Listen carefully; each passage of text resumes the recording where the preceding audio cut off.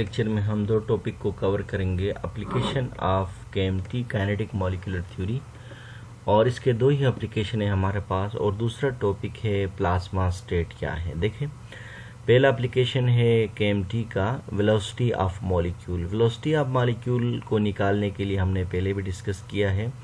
The equation for the root mean square velocity हमारे पास, देखें रूट मीन स्क्वायर वेलोसिटी क्या है हमारे पास, स्क्वायर रूट ऑफ क्या है 3RT डिवाइड बाई क्या है m है। ठीक है, अब यहाँ पर रूट मीन स्क्वायर वेलोसिटी यानी कैपिटल C RMS का मतलब है root mean square velocity, m का मतलब है molecular mass of a gas, t का मतलब है एब्सोल्यूट टेम्परेचर, और r का मतलब है यूनिवर्सल गैस कांस्टेंट, और 3 का मतलब है कांस्टेंट।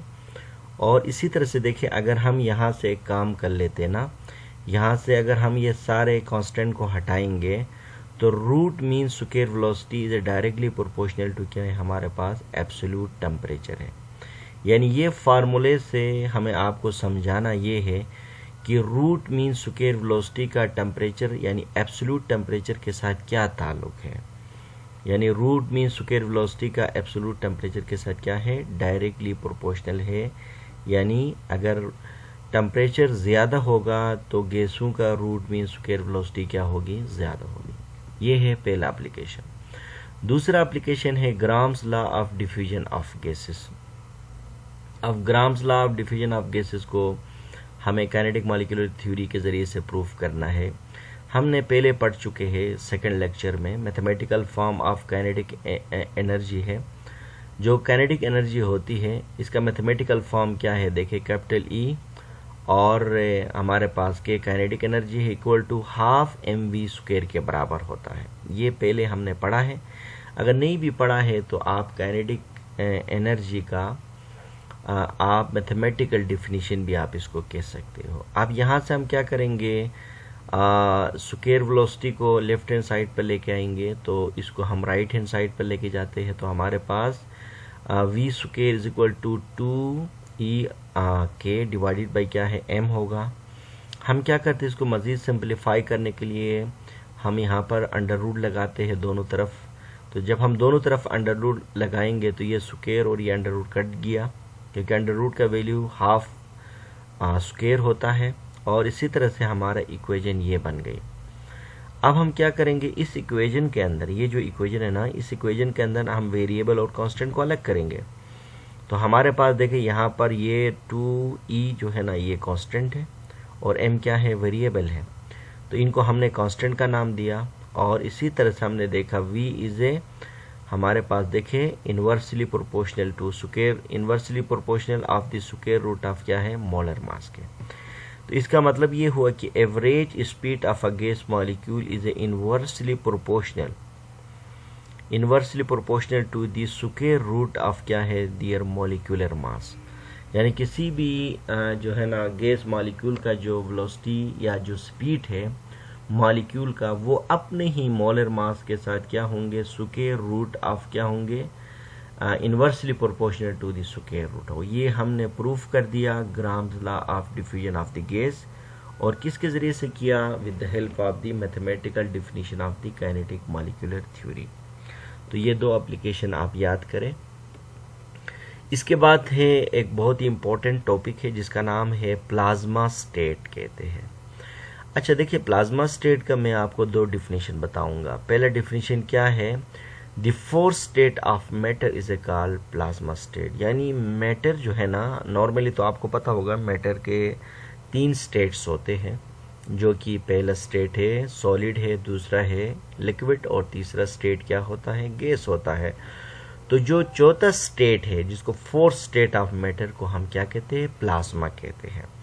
अब इसके एक और भी डिफिनीशन बन सकते हैं, वो क्या है, हाईली आयोनाइज्ड गैस। यानी गैस को जब हम हाई टेम्परेचर यानी तकरीबन 1000, कम से कम 10,000, 1000 नहीं बल्कि 10,000, कम से कम 10,000 से लेकर 1 लाख टेम्परेचर देते हैं ना, तो गैस क्या होता है, आयोनाइज हो जाता है। जब गैस आयोनाइज होता है ना, तो सिंपली उसी आयोनाइजेशन फॉर्म ऑफ गैस को हम क्या कहते हैं, प्लाज्मा कहते हैं। तो आप सबसे पहले दो डिफिनीशन को याद करें। पहला डिफिनीशन है the fourth state of matter is a called plasma state, और दूसरा डिफिनीशन है इसी का OR करके आप लिखें, ये भी आप लिख सकते हैं, highly ionized gases are called क्या है, प्लाज्मा स्टेट है। देखो ये जो प्लाज्मा स्टेट है ना, इसको सबसे पहले आइडेंटिफाई किया है सर विलियम क्रूग ने, जो कि 1879, जो कि आपने डिस्कवरी ऑफ कैथोड रे के अंदर पढ़ा था। तो यानी आपको ये भी पता होना चाहिए कि प्लाज्मा को सबसे पहले क्रूग ने डिस्कवर किया, कब किया, 1879 में। इसके बाद एक सवाल है कि प्लाज्मा कैसे बनती है, प्लाज्मा को किस तरह बनाया जा सकता है। देखें सिंपली जो है ना, मॉलिक्यूलर गैस है, मिसाल के तौर पर देखें हाइड्रोजन गैस है। जब हम मॉलिक्यूलर गैस को ना हीट अप करते हैं तो वो गैस क्या होता है, एटॉमिक फॉर्म में तब्दील हो जाता है। लाइक हाइड्रोजन को मैंने हीट अप किया तो ये 2 हाइड्रोजन एटम में तब्दील हुआ।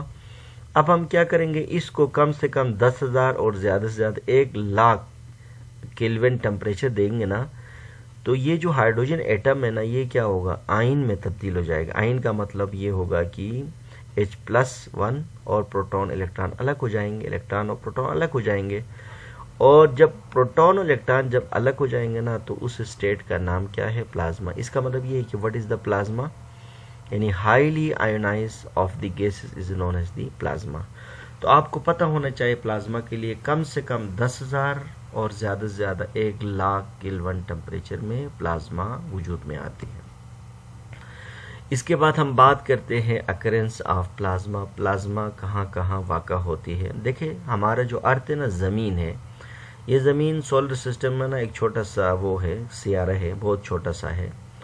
आपको पता होगा हमारे सोलर सिस्टम में तकरीबन 9 सियारे हैं, और इनमें से जो ज़मीन है ना, बहुत ही छोटा सा एक सियारा है।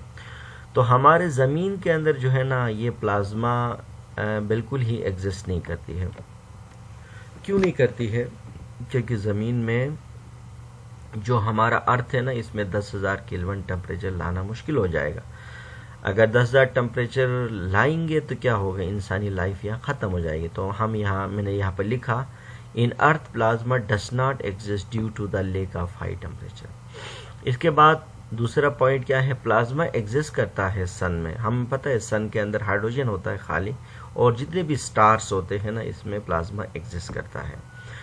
और मतलब पूरा यूनिवर्स का मतलब ज़मीन की बात नहीं हो रही है, ये जो सोलर सिस्टम के अंदर जितने भी बड़े बड़े गैलेक्सीज है जो हम जानते भी नहीं हैं, तो पूरा यूनिवर्स में तकरीबन 99% यूनिवर्स क्या है, प्लाज्मा पर मुश्तमिल है। इसके बाद प्लाज्मा के चंद प्रॉपर्टीज़ भी आप याद करें। ये जो प्लाज्मा है ना, ये न्यूट्रल पार्टिकल पर मुश्तमिल हो सकते हैं, न्यूट्रल पार्टिकल भी हो सकते हैं, पॉजिटिव आयन्स भी हो सकते हैं, नेगेटिव आयन भी हो सकते हैं। इसके बाद जाहिर सी बात है, जब प्लाज्मा में पॉजिटिव नेगेटिव आयन्स हो सकते हैं तो ये इलेक्ट्रिक और मैग्नेटिक फील्ड की तरफ डिफ्लेक्ट हो सकती है, क्योंकि प्लाज्मा खुद ही क्या है, चार्ज पार्टिकल पर मुश्तमिल है। इसके बाद देखिए जो प्लाज्मा है ना, ये एक स्पेशल कैरेक्टरिस्टिक्स ग्लो शो करती है। ये डिपेंड करेगा कि आप किस तरह का गैस इस्तेमाल करते हो प्लाज्मा के लिए। मिसाल अगर एक डिस्चार्ज ट्यूब है, आपने उसके अंदर हाइड्रोजन गैस इस्तेमाल किया तो वो ग्रीन कलर का ग्लो देगा। अगर ऑक्सीजन यूज़ किया है तो वो आपको रेड कलर का ग्लो देगा। तो ये चंद पॉइंट है जो प्लाज्मा के प्रॉपर्टी के हवाले से थे।